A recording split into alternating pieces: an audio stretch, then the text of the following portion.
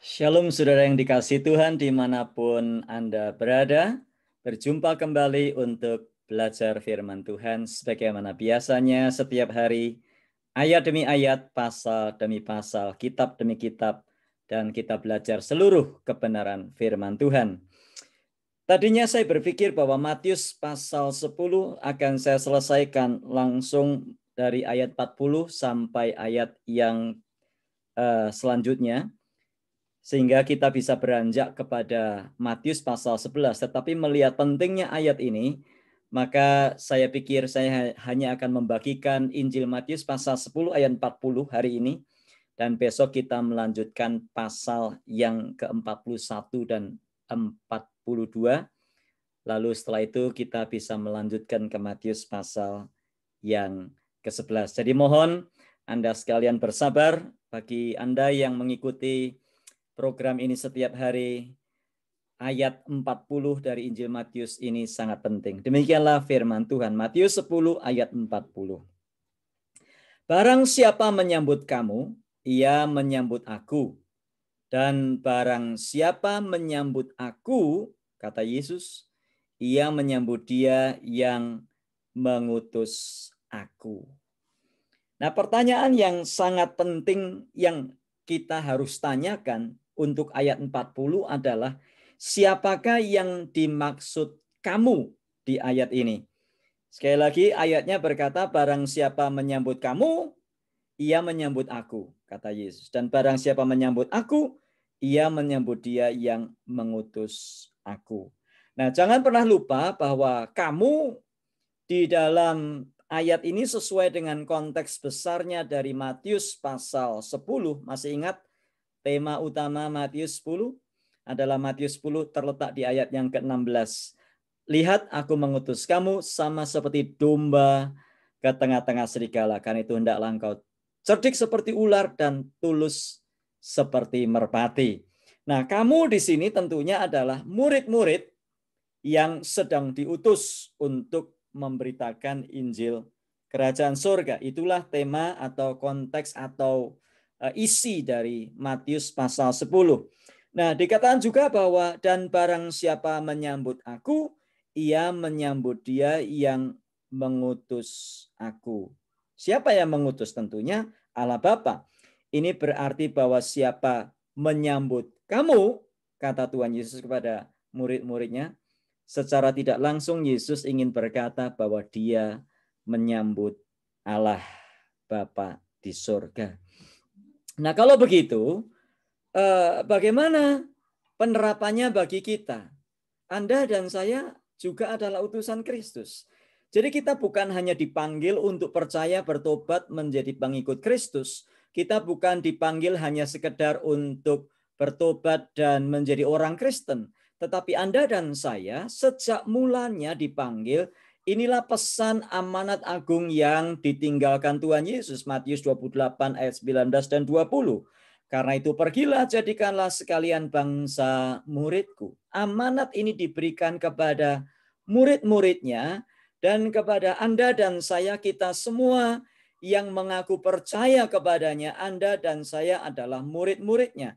Jadi jangan pernah berpikir bahwa ya itu kan tugasnya pendeta, itu kan tugasnya penginjil, itu kan tugasnya para pemberita firman. Saya mah murid biasa-biasa saja kok.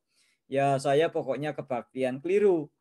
Anda dan saya adalah utusan-utusan Kristus. Jadi ayat ini sesungguhnya sedang mengajarkan kepada kita bahwa murid-murid Kristus bukan saja sekedar wakil Kristus, tapi juga adalah wakil Allah di dalam dunia ini. Dan ini adalah satu tanggung jawab, tetapi juga satu hak istimewa, satu kehormatan yang Tuhan sematkan kepada kita, kepada Anda dan saya. Jikalau Anda dan saya memang betul-betul pengikut Kristus, maka Anda dan saya, kita ini adalah wakil Allah di dalam dunia. Dan setiap kita adalah wakil Allah di dunia ini. Karena kita, Anda dan saya adalah murid-murid Kristus. Nah, banyak orang di zaman ini yang menolak untuk mengikut Yesus. Sebetulnya bukan menolak mengikut Yesus. Tetapi karena mereka teringat kepada beberapa orang Kristen yang mereka kenal yang memberi kesan buruk kepada mereka. Konon kabarnya salah seorang tokoh dari India berkata demikian, I like your Christ, but I don't like your Christian. Nah, ini adalah sesuatu yang sangat disayangkan. Sebab pengajaran Kristus itu indah, pengajaran Kristus itu baik. Yesus mengajarkan damai sejahtera, Yesus mengajarkan berita sukacita, Yesus membawa kabar yang indah. Tetapi seringkali kita inilah, orang-orang Kristen inilah yang seringkali menjadi batu sandungan. Dengan kata lain, penghambat terbesar yang menghalangi orang menjadi pengikut Kristus adalah fakta bahwa mereka mengenal orang-orang Kristen yang kualitas hidupnya tidak dapat dipertanggungjawabkan.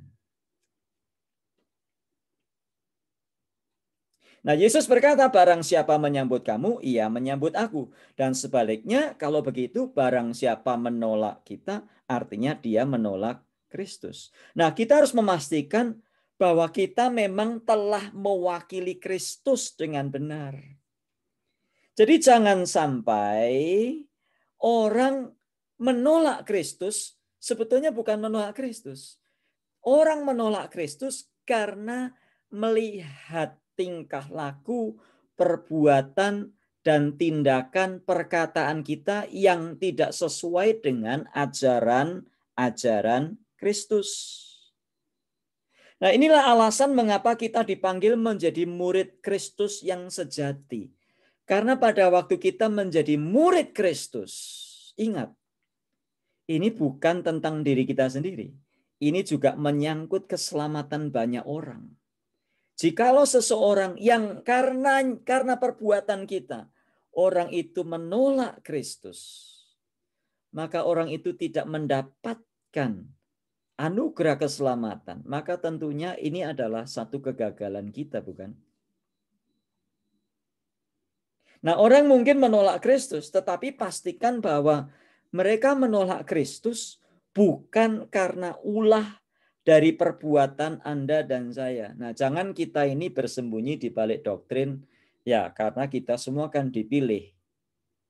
Predestinasi, ya kalau dia nggak ikut Kristus ya mungkin karena memang sudah jalannya seperti itu. Bukan seperti itu. Nah, kita seringkali gunakan doktrin-doktrin seperti itu untuk membuat kita ini berdalih. Ya, kalau seseorang tidak mau ikut Yesus karena tersandung oleh tingkah langkah perbuatan kita berkata ya mungkin dia memang tidak dipilih. Nah, ini keliru. Nah, jangan kita berkata jangan ikuti saya, bro. Saya bukan orang Kristen yang benar. Ya, sebetulnya waktu kita melakukan atau mengatakan itu, sebetulnya itu tidak ada gunanya karena orang-orang yang berhubungan dengan kita pasti akan menilai kita. Jadi jangan berkata, saya mah bukan orang Kristen yang salah kok. Ya, ikutlah pendeta sana itu, ya ikutlah orang tetangga sana atau ikut istri saya atau suami saya. Tidak bisa. Begitu banyak orang yang berkata, jangan lihat saya. Perhatikan orang yang di sana itu. Perhatikan pendeta saya. Dia lebih baik dari saya. Saya mah bukan orang Kristen yang baik. Saya mah domba yang tersesat. Dan kadang-kadang kita bangga mengucapkannya. Keliru, bertobat. Berhenti mengatakan hal itu. Tuhan sudah meletakkan tanggung jawab dan sekaligus memberikan kehormatan kepada kita bahwa Anda dan saya adalah wakilnya Kristus. Setiap hari Anda dan saya adalah wakilnya Kristus. Di kantor kita wakilnya Kristus. Di rumah kita wakilnya Kristus. Di market kita wakilnya Kristus. Di mall kita wakilnya Kristus. Di kendaraan umum kita wakilnya Kristus. Di jalan raya kita wakilnya Kristus. Nah, setiap kali kita tergoda untuk mengucapkan sesuatu misalnya, ingatlah bahwa apa yang kita ucapkan itu adalah ucapan seorang wakil Allah, bukan ucapan manusia biasa. Itu sebabnya Rasul Paulus kepada Timotius dalam 1 Timotius pasal 6 ayat 11 berkata, "Tetapi engkau hai manusia Allah." Artinya apa? Godly man, manusia yang adalah wakilnya Allah. Manusia yang memiliki Allah di dalam hatinya. Kita bukan manusia biasa. Memang kita sama-sama makan nasi, makan burger, makan roti, minum Coca-Cola, minum air, minum apa saja. Tapi ingat, Anda dan saya bukan manusia biasa. Karena kita adalah wakilnya Allah. Atau contoh lain, kalau kita ingin melontarkan lelucon, entah itu di Facebook, di WhatsApp, entahkah itu di media-media sosial yang lainnya, bahkan dari mimbar pada waktu kita ini sedang menyampaikan firman Tuhan, ingat, Anda dan saya adalah wakilnya Allah. Itu sebabnya lelucon-lelucon yang tidak kudus sebetulnya tidak layak untuk disampaikan, bahkan diucapkan saja pun tidak layak. Namun sayangnya banyak orang yang sudah kebablasan. Lupa bahwa mereka adalah wakilnya Allah. Begitu pegang handphone, begitu pegang komputer, mau posting sesuatu di Facebook, lupa. Apa saja dimasukkan di situ, apa saja dimuat di situ. Ingat bahwa Anda dan saya adalah wakilnya Allah untuk umat manusia yang ada di atas muka bumi ini. Itu sebabnya hati-hati dalam tingkah laku, tutur kata, tindakan, perbuatan, perkataan, postingan, uploadan kita, hati-hati.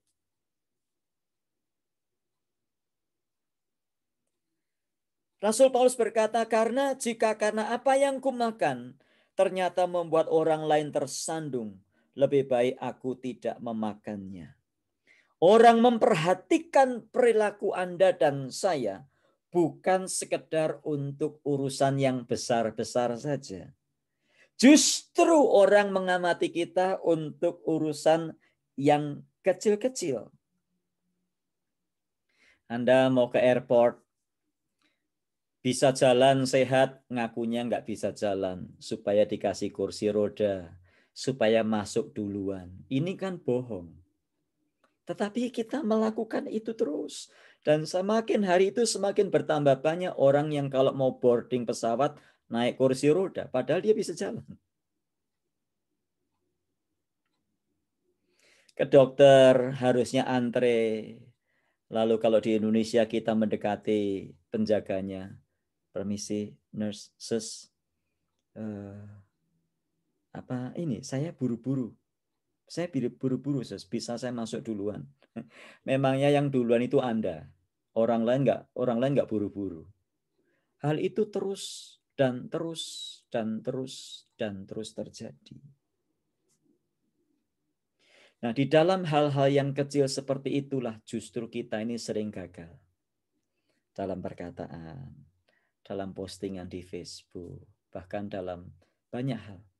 Itu sebabnya mari kita renungkan ayat ini baik-baik. Tidak perlu panjang-panjang ayat yang direnungkan. Satu ayat saja 40. Barang siapa menyambut kamu, ia menyambut aku. Dan barang siapa menyambut aku, ia menyambut dia yang mengutus aku. Anda dan saya bukan manusia biasa. Anda dan saya adalah manusia, wakil-wakil Kristus, duta-duta Kristus di dalam dunia ini. Berhati-hati di dalam segala hal. Mari berdoa. Terima kasih ya Tuhan, karena Engkau mengajarkan kami hal yang sangat sederhana. Mengingatkan kami bahwa kami adalah utusan-utusan Kristus. Kami adalah wakil-wakil-Mu yang ada di dunia ini. Karena itu jangan sampai perkataan, perbuatan, tingkah laku yang kami lakukan menjadi sandungan bagi orang lain. Mungkin ada orang-orang yang memang tidak mau menerima Kristus.